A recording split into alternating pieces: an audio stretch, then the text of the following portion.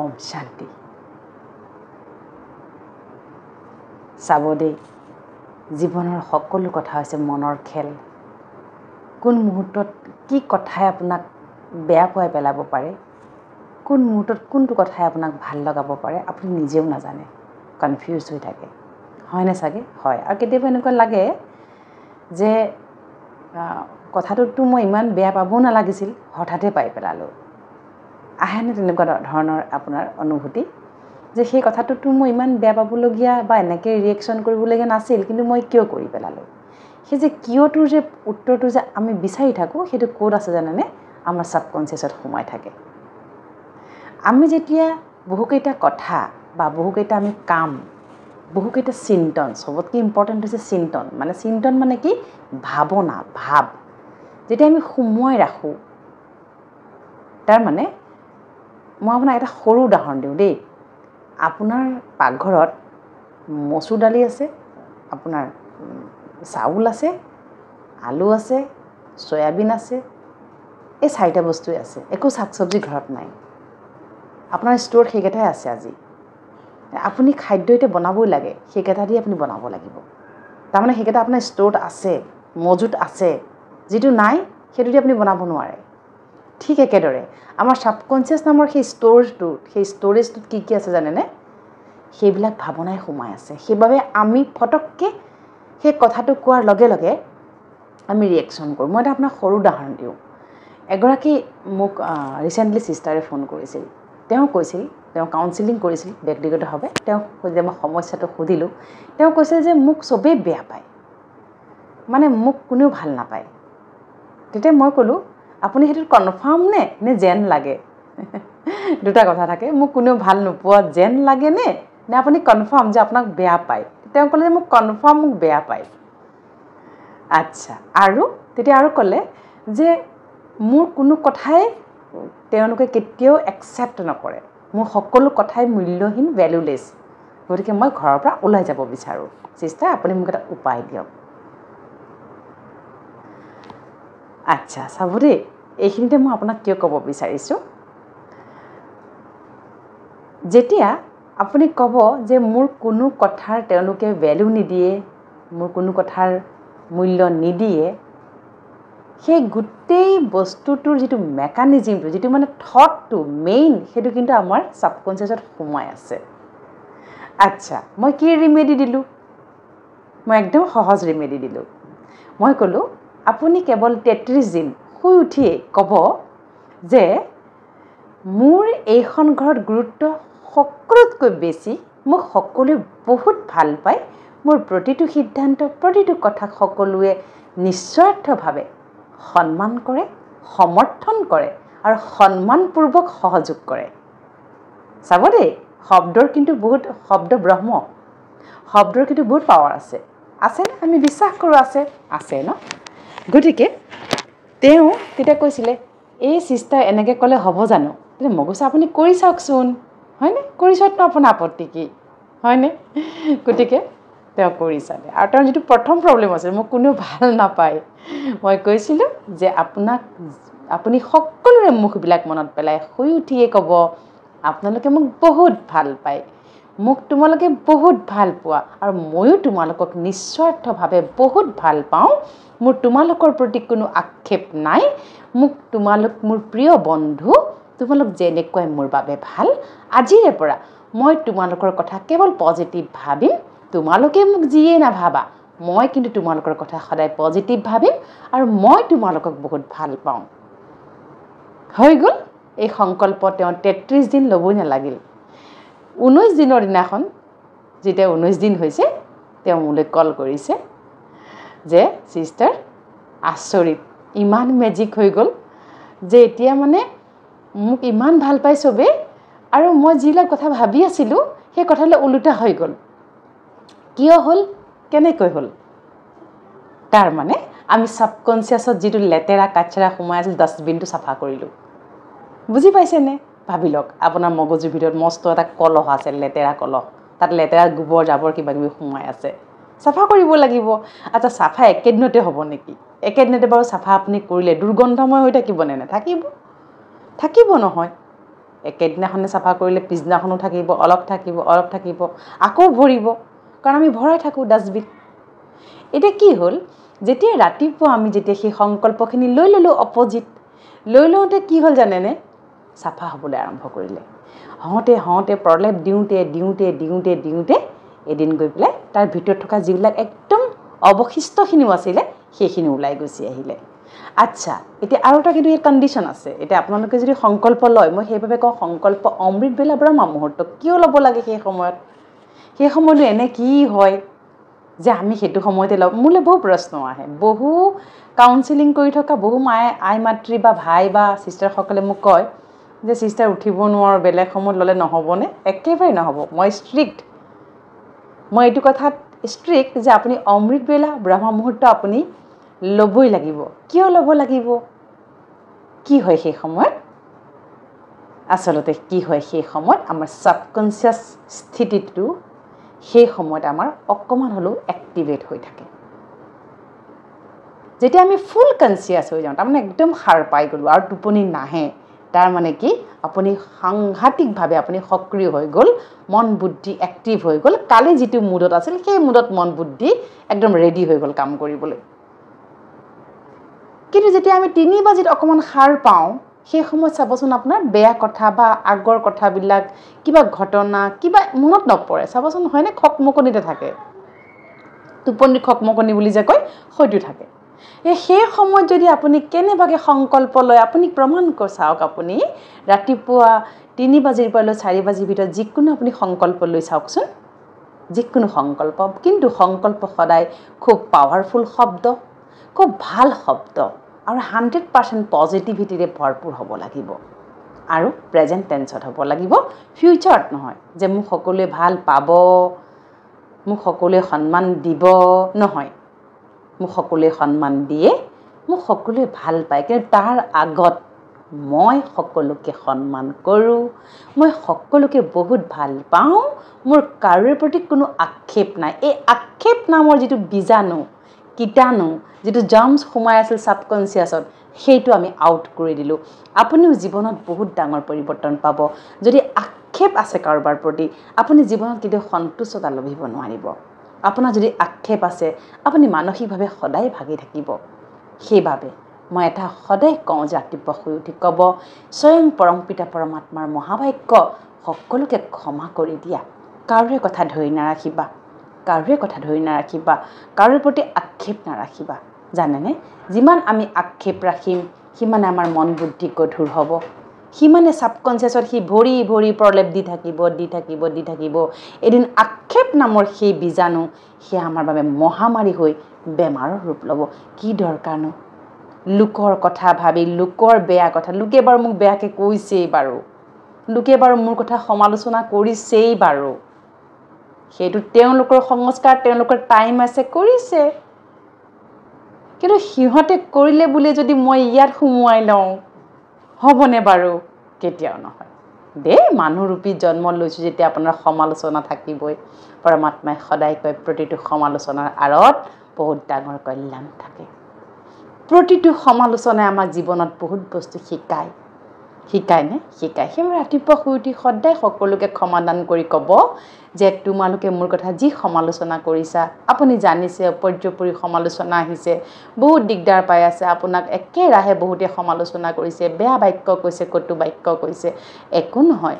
ৰাতিপুৱা শুই উঠি ব্ৰহ্ম মুহূৰ্ত অমৃত বেলা ক'ব, মই সকলোকে ক্ষমা কৰি দিছোঁ, তোমালোকে মোৰ প্ৰতি যি সমালোচনাৰ ভাৱ ৰাখিছা তাৰ বাবে মই তোমালোকক ধন্যবাদ দিছোঁ, আৰু তোমালোকৰ এই সমালোচনাই মোৰ বাবে বৃহৎ কল্যাণৰ সৃষ্টি কৰিব।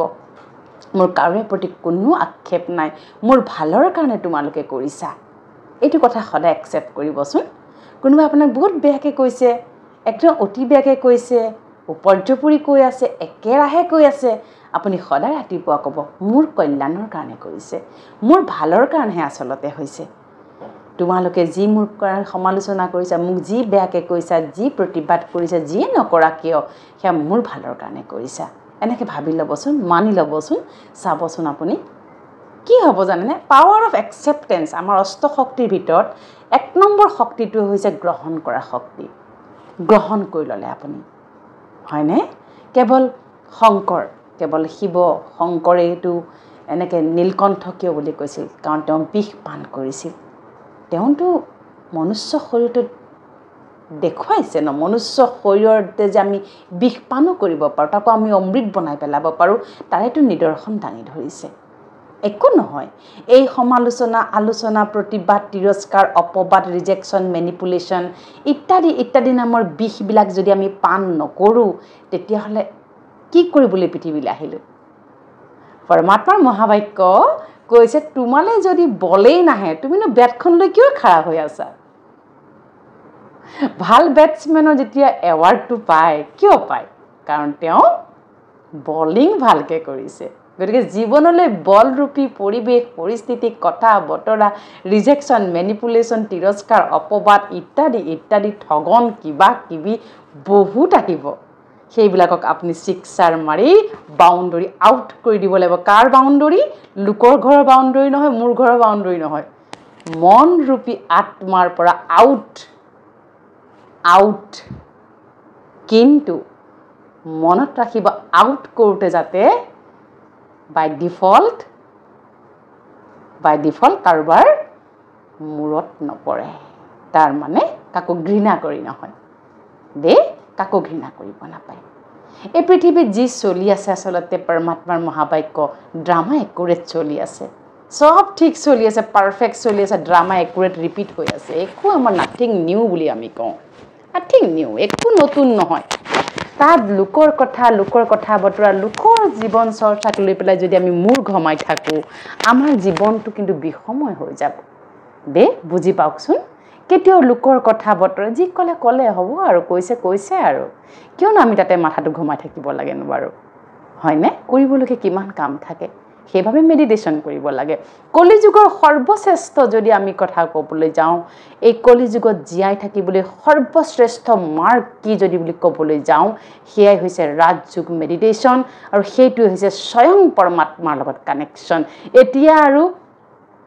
চাওক আপোনাৰ যদি প্ৰাইম মিনিষ্টাৰ চিনাকি হয় আপুনিতো তেওঁৰ এপইণ্টমেণ্ট পাবলৈ চিধাই ফোন এটা কৰিলে হ'ল মই এটা সাধাৰণ উদাহৰণ দিছোঁ আপুনি কোনোবা এটা অফিচলৈ যাব সেই অফিচৰ হেডজনক আপুনি চিনি পায় তেওঁক ফোন কৰি পেলাই আপুনি চিধাই যাব ন তেতিয়া আপোনাৰ মূল্যটো কেনেকুৱা হ'ব চিধা সময় ৱেষ্ট নহ'ল এপইণ্টমেণ্ট লোৱা কাৰোবাক গৈ পেলাই ৰিকুৱেষ্ট কৰা আকৌ বহি থকা অপেক্ষা কৰা ইত্যাদিত আপোনাৰ সময় ৰখি গ'ল ঠিক একেদৰে ভগৱান পৰম পিতা পৰমাত্মা নিৰাকাৰ যাৰ কোনো আকাৰ নাই তেওঁক লগ পাবলৈ 1 ছেকেণ্ড সময় নালাগে তাকে কোৱা হয় ৰাজযোগ মেডিটেশ্যন সেইবাবে আমি ইমান হেপ্পি হৈ থাকোঁ আমি কিয় ইমান হেপ্পি হৈ থাকোঁ মোক বহুতে সোধে আপুনি ইমান আপুনি আপোনাৰ খং নুঠে নেকি আপুনি ইমান খুচি থাকে লগ পালে বহুতে কয় আপুনি ইমান হেপ্পি থাকে কিয় হেপ্পি থাকোঁ কাৰণ আমি জানো এই পৃথিৱীত যি চলি আছে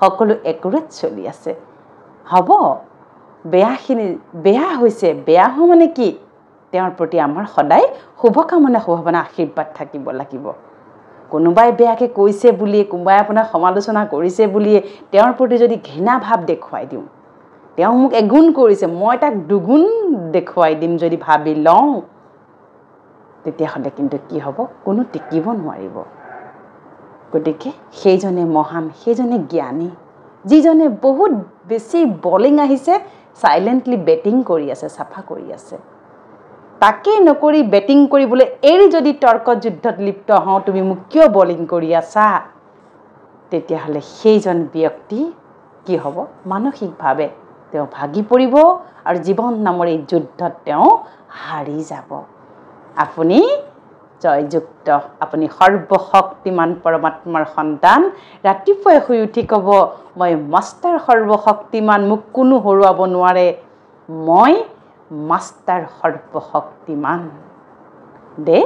গতিকে জীৱন জীয়াই থাককচোন ধুনীয়াকৈ ইমান এইবোৰ কথা বতৰা কিবা সংসাৰ কিবা কিবি এইবিলাক কথা বতৰা যি আহিল আৰু সেই সময়তে ফুল ষ্টপ ৰাখক বহু কথা সেইকাৰণে আমি মেইনটেইন কৰিব লাগে যিমান পাৰে অকলশৰে থাকিব লাগে এতিয়া অকলশৰীয়া মানেনো কি চাব লনলিনেছ এটা বেলেগ বস্তু সলিটিউডনেছ এটা বেলেগ বস্তু আৰু একান্ততা এটা বেলেগ বস্তু একান্ততাত থাকিব লাগে যেতিয়াই সময় পাইছে মেডিটেশ্যন কৰিব লাগে। আমি কিয় অকলশৰীয়া হ'বলৈ কওঁ? কাৰণ অকলশৰীয়া আপুনি যদি মেডিটেশ্যন কৰে তেতিয়া কিন্তু আপোনাৰ ফলটো, আপুনি তাৰ প্ৰাপ্তিটো বহুত বেছি আপুনি অনুভৱ কৰিব পাৰিব।